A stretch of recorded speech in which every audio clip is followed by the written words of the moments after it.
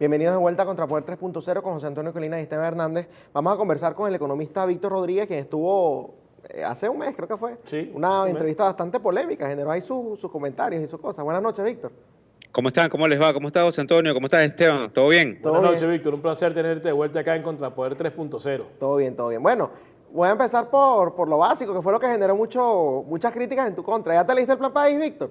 Sí, mira, inclusive, no sé si se vea bien acá en cámara, porque ustedes saben, hoy no estoy, pero aquí lo tenemos para discutirlo. Me gustaría muchísimo que me preguntaras, Esteban, sobre todo puntos específicos del mismo, porque, oye, a diferencia de lo que conversamos el mes pasado, estoy viendo que se han, de una u otra manera, movido las cosas positivamente hacia lo que nosotros denominamos el cese de la usurpación.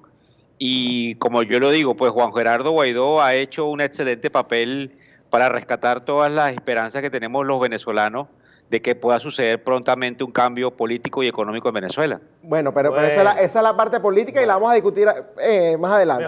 Mejor quedémonos en el Plan País. Vamos a empezar por el Plan País. Primero, ¿qué te pareció? ¿Qué propuestas rescatas? ¿Qué propuestas criticas? ¿Todo está bien? ¿Todo está mal? Danos tu apreciación sobre el Plan País. Bueno, fíjate, una de las cosas fundamentales que ves en el Plan País es que, y tú lo puedes observar, el Plan País son una cantidad de puntos específicos de lo que se debería hacer, y obviamente, creo que eso lo conversamos en el programa, ahí no está explicado como una especie de algoritmo matemático de ingeniería todo lo que hay que hacer, y eso desde mi punto de vista. Valgamos otra vez a defender lo que son puntos de vista. A mí me parece que es lo indicado, porque esto es lo que es un abreboca que no nada más va a nosotros como venezolanos, Esteban y José Antonio, sino que básicamente tiene un aspecto fundamental, que es que lo que nosotros le vamos a entregar a los inversionistas extranjeros, inversionistas institucionales, que de una u otra manera son quienes van a financiar el proceso de cambio económico en Venezuela. Entonces, en conclusión, sobre todo para ti, Esteban, esos puntos están muy bien diseñados. Quizás lo que falta es el cómo se va a ejecutar. Pero es que fíjate algo, Víctor, tú estás hablando de que no hay detalles y es cierto, no hay algoritmos porque es algo, no hay números, porque es algo sumamente superficial. Sin embargo, tú sí ves que hay ciertas políticas. Tú sí ves, por ejemplo, que el sector petrolero queda todavía en manos del Estado. Por ponerte uno de tantos ejemplos que se pueden colocar en el área económica, en el área de la seguridad. ¿A ti eso te parece que es un plan que sirve para rescatar a Venezuela? Pero espérate un segundo. Hay una cosa que es muy polémica y que la gente nos empieza a atacar a todo lo que estamos planteando, cierta cantidad de cambios en el país. Claro. Nosotros creemos que desde el punto de vista económico, tú no puedes plantear un proceso de privatización de la industria petrolera a priori, sin que tú evalúes cómo haces un rescate inmediato. Te doy un ejemplo. Necesitas pasar por un plan macroeconómico que permita el rescate del financiamiento al sector gubernamental, valga la redundancia, al gobierno. Si tú no tienes en manos de gobierno a Petróleos de Venezuela para que tú puedas empezar más adelante en una segunda o una tercera etapa, lo que algunos llamamos un plan de privatización, es imposible. Eso yo particularmente creo que es bastante consciente prever que en las primeras de cambio el Estado sea quien maneje el sector petrolero, porque de una u otra manera es el Estado quien tiene toda la carga de deuda, que también habría que refinanciar y habría que apostar hacia el replanteamiento de esa explotación petrolera, en virtud de que podamos generar flujo de caja hacia el futuro para poder ampliar las proyecciones económicas del país y pagar la deuda antigua y la deuda nueva en la que va a incurrir lamentablemente el país para poder seguir adelante. O sea, ¿a ti te parece que, por ejemplo, la vía que tiene que tomar Venezuela una vez salgamos de esto, es una vía gradualista más que lo que llaman las medidas de shock, por ejemplo? Pero es que fíjate, una de las cosas del fracaso, cuando tú te vas a la historia, Esteban, del fracaso del plan aquel, lo debe recordar también Colina y quienes nos están mirando, del año 1992, fue justamente el shock.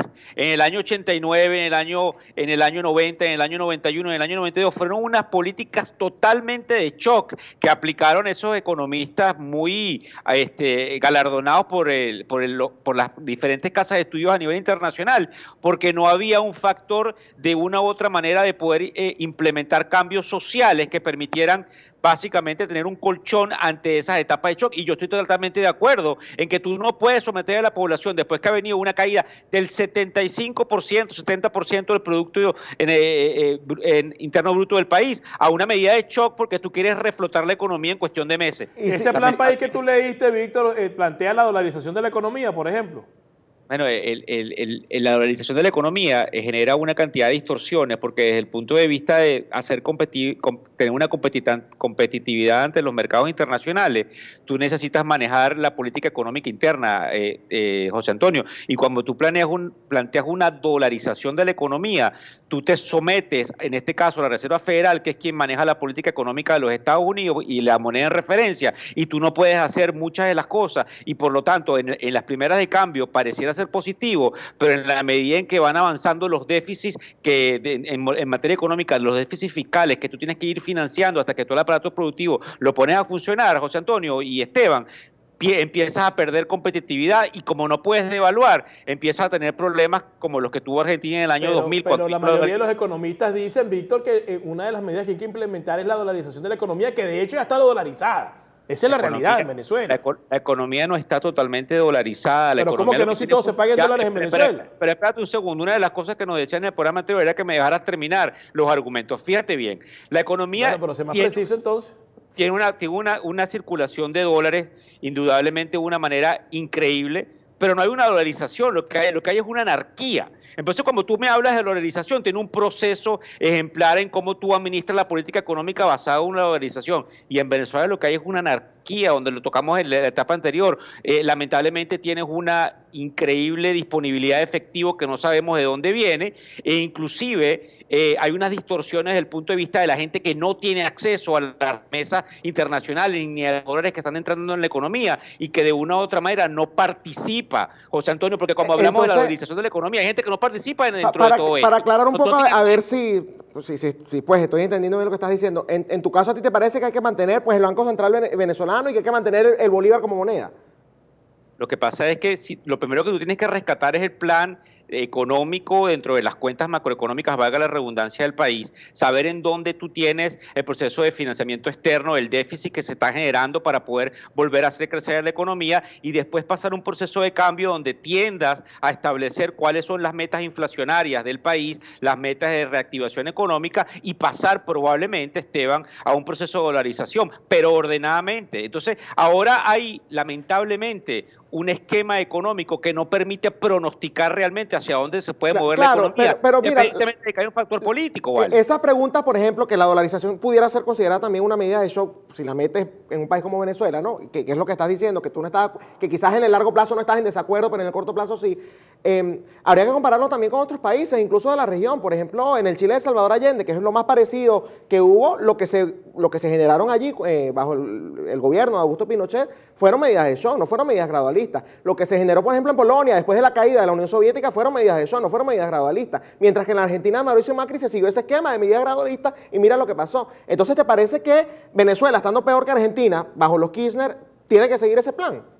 Te lo voy a explicar ahora. Venezuela se va a presentar una oportunidad increíble en el supuesto de que tengamos un cambio político. Y los inversionistas y los inversionistas internacionales e institucionales y los organismos multilaterales, Esteban, estarán dispuestos a prestarle a Venezuela toda la ayuda para que el plan Víctor, que debería...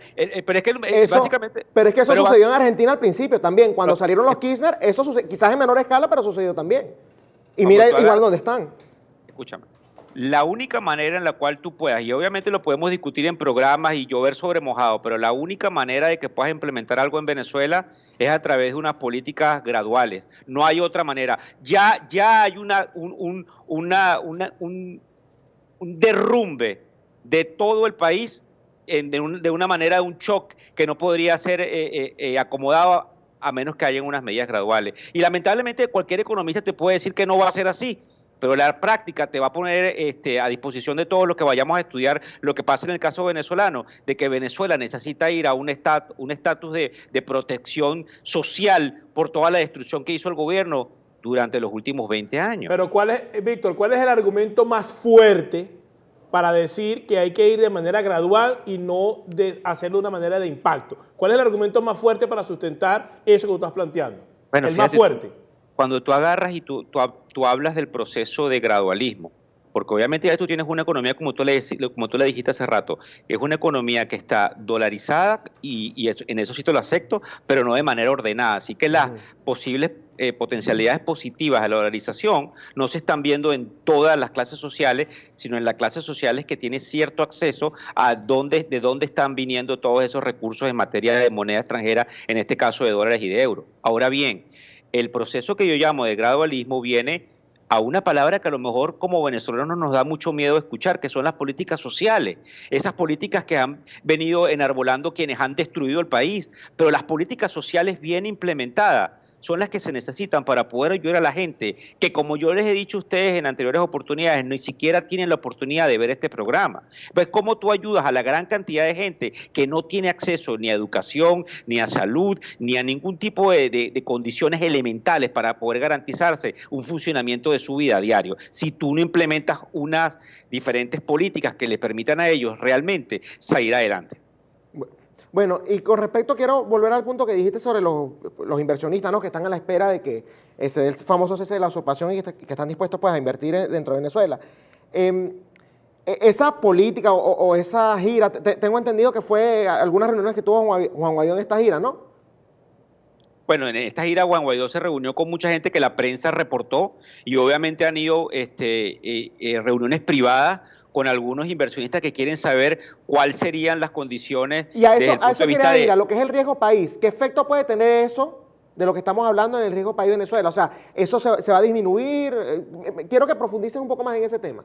Bueno, en el caso del riesgo país, recuérdate que la medida de medirlo es cuál es la tasa de interés a la cual se puede financiar el país y que tú en economías normales, Esteban y Colina y a todos los que nos ven, la ves por la tasa de riesgo de los bonos.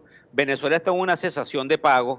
No podemos saber cuál es el riesgo país, porque obviamente no hay capacidad de financiamiento del país y todo está, inclusive por las sanciones que han aplicado los gobiernos de la Unión Europea y el gobierno americano, no puede saber en cuánto está esa tasa de financiamiento. Ahora bien, si las expectativas cambian y hay un plan de reflotamiento de la parte económica venezolana que pasa, como lo dijimos anteriormente, por el sector petrolero, puedes inferir de que indudablemente el riesgo país baje y que haya una oportunidad de que tanto el sector público a nivel internacional con organismos multilaterales como el sector privado a través de los fondos de private equity puedan hacer que el país tenga una posibilidad de financiamiento mejor y ahí es donde básicamente se desencadena la posibilidad de medir una baja en lo que se denomina desde el punto de vista macroeconómico el riesgo país. ¿Me siguen? ¿Y cómo afecta el hecho de que Venezuela no hay un sistema judicial confiable ni una estructura que pueda garantizar la inversión de los extranjeros? Porque vamos a estar claros, en Venezuela no hay un sistema de justicia confiable y aunque estos elementos salgan del poder, ese sistema de justicia de manera inmediata no se va a recomponer. ¿Cómo afecta eso la inversión y el riesgo país? ¿Tú te acuerdas cuando nosotros estábamos hablando del Plan País? Creo que aquí se ve y a lo mejor los muchachos de producción lo pueden poner básicamente un sketch de lo que sería el Plan País. Una de las cosas fundamentales es la reforma jurídica, porque es imposible, y eso es muy importante, esa pregunta muy seria que tú estás haciendo, José Antonio, si no hay un marco jurídico que básicamente pase por el Ejecutivo y por la separación de poderes a través de lo que sería el Congreso o lo que se denomina hoy por hoy la Asamblea Nacional, es imposible que tú tengas reglas claras de cómo alguien puede. Acuérdate que cuando hablas de inversionistas institucionales, lo enmarcamos en instituciones, pero a fin de cuentas son personas que destinan su dinero a esas instituciones que a su vez son los que son prestamistas para todo este proceso de reflotación. Si no hay unas reglas fundamentales jurídicas, es imposible que haya una validación de que puedan haber esos desembolsos. Ahora bien, ya tú viste cómo fue de una u otra manera permeabilizado a la prensa que el Banco Interamericano de Desarrollo, el Banco Mundial y que en este caso el Fondo Monetario Internacional, Esteban, estarían dispuestos a ayudar a Venezuela con créditos inmediatos. Porque recuérdate que cuando hablas de esos créditos inmediatos son suplantados con créditos a mayor plazo en la medida de que toda esa normativa jurídica empiece a funcionar y se empiece a replantear el proceso jurídico venezolano. Ahora bien, la emergencia está sucediendo de inmediato y creo que una de las cosas que se discutió es cómo fuerzas, independientemente de que pase el cese de la usurpación, a que la ayuda humanitaria, a que todos esos millones de dólares que se han ido aprobando entren en materia de bienes hacia la economía venezolana, medicinas y otra cantidad de implementos fundamentales que se necesitan para el funcionamiento de la economía, que pueden ser de una u otra manera ya distribuidos dentro del país, en la medida de que se pongan de acuerdo quienes están obviamente manteniendo el poder en Venezuela o los que vengan para que le llegue a la población, pues. Bueno, Víctor, muchas gracias por haber participado. Espero que en la próxima oportunidad, que debe ser el mes que viene, podamos establecer un debate contigo y la otro economista que estuvo Rafael también Acevedo. vía Sky. Sería muy interesante por lo que tú has planteado y también por lo que él plantea. Muchas gracias por haber estado con nosotros aquí en Contrapuertes.0. Muchas gracias, Esteban, muchas gracias, José Víctor, Antonio. buenas noches. Hasta Bueno, luego. ya lo escucharon. Es importante tener las ideas claras y debatir con respecto a cómo debe ser esa reestructuración, esa reconstrucción de la economía, que siempre es importante. Yo creo que eso hay que conversarlo, hay que hablarlo, porque bueno, hay argumentos. Me convence uno y me convence otro. Claro, yo no soy especialista en economía. El que estudia economía es Esteban, pero siempre es interesante profundizar en estos temas. Ha sido todo por el día, por la noche de hoy. Nos conectamos mañana aquí en Contrapuertes.0, el programa de la derecha y de la economía en Factores de Poder, el canal de la información. Duélele a quien le duela. Este programa fue presentado por John de la Vega, abogado de inmigración.